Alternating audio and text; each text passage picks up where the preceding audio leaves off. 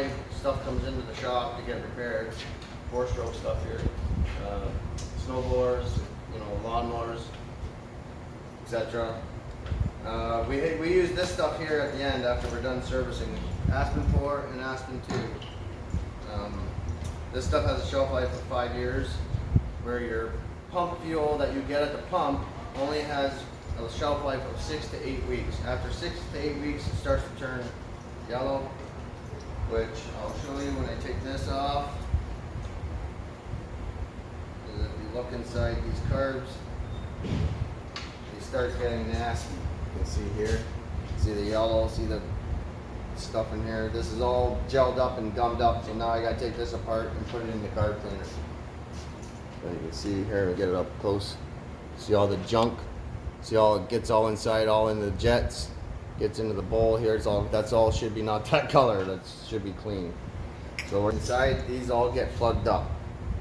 These things here, they got little holes in them for fuel to travel through, and they all get plugged up with all this gas that you leave in it over the winter or over the summer.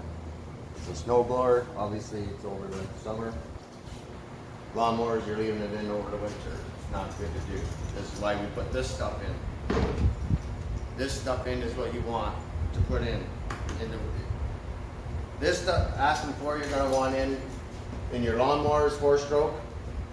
Anything 4-stroke, anything 2-stroke, Aspen 2.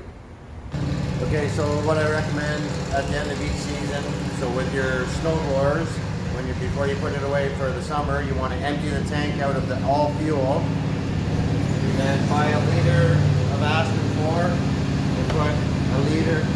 You can even put half a liter in there in the empty tank, and then fire up the machine and let it run for 1.5 minutes, so you push the fuel out of the carburetor and put the Aspen 4 in the carburetor. 1.5 minutes should do it.